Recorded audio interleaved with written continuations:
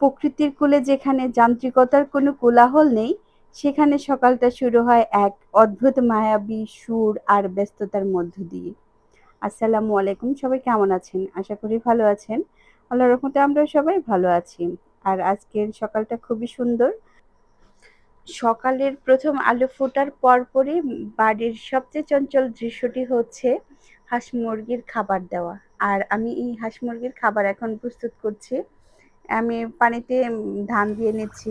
এখন এই ধানগুলো আমি হাঁসকে খাওয়াবো। আর হাঁসগুলো প্যাক প্যাক করে শব্দ করছে। আমার খুব ভালোই লাগছে দেখে। এখন আমি খাবারগুলো দেওয়ার সাথে সাথে সবগুলা হাঁসই একসাথে জড়ো হয়ে গেছে। দেখতে ভালোই লাগতেছিল যে ওদের মধ্যে একটা শৃঙ্খলা আছে। কি সুন্দর ভাজ ভাজ করে খাচ্ছে। এর মধ্যে আমি কবুতরগুলো ছেড়ে দিলাম। এই কবুতরগুলো কিরকম ডানা ঝাপটি ঝাপটি করে চালের উপর উঠে গেল এক এক করে। দেখতে খুবই ভালো লাগছিল। গ্রামের জীবনটাই একটু অন্যরকম ভালো লাগার। এর মধ্যে আমি রান্না বসিয়ে দিলাম মাটির চুলোতে। তো আমি ভালো করে আগুনও ধরাইতে পারি না, তারপরেও একটু চেষ্টা করলাম যে আজকে গ্রামীণ জীবনটা আমি একটু উপভোগ করি। তো আমার কাছে ভালোই লাগতেছিল যে গ্রামীণ জীবনটা একদিনের জন্য হলেও আমি উপভোগ করতে পারতেছি। তো দেখেন কি সুন্দর আগুন ধরতেছে, আমার কাছে মনে হচ্ছে যে আমি সত্যি সত্যি পারবো।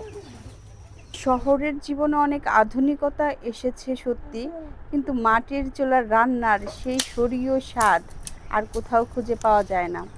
আর এই রান্না করতে করতে আমার হঠাৎ মনে পড়ে গেল যে গরু ছাগলগুলো আমি বের করিনি।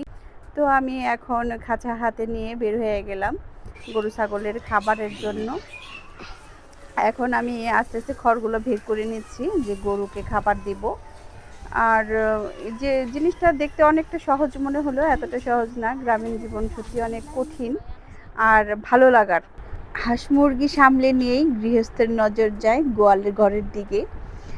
আর রাতভর খড়কুটো খেয়ে সকালে হতেই গরু আর বাছুরগুলো ডাকতে শুরু করে দেয় হাম্বা করে।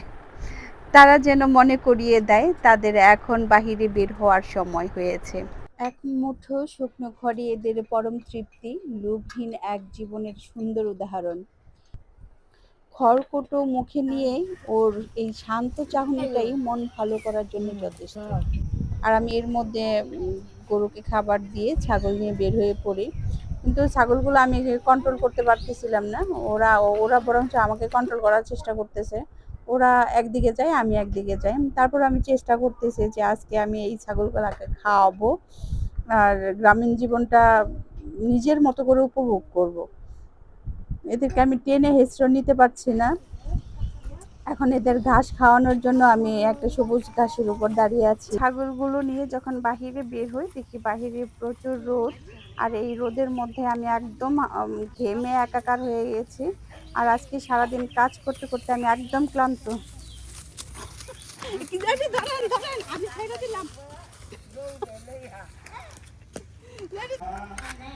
আর আজকে সারাদিন অনেক কাজ করতে করতে একদম হাঁপিয়ে গিয়েছিলাম। আর এখন আমি আষাঢ়ি খাবো। আর আষাঢ়িগুলো হচ্ছে আমাদের গাছের। কাকা কালকে পেড়ে নিয়ে এসেছিল, কিন্তু খাওয়া হয়নি। তো সব কাজ শেষ করে এখন আমি বসে গেলাম আষাঢ়ি খেতে। আষাঢ়িগুলো খুব মজার ছিল। আর আমি এখন আষাঢ়ি খেতে থাকি। সবাই ভালো থাকবেন, সুস্থ থাকবেন। আল্লাহ হাফিজ।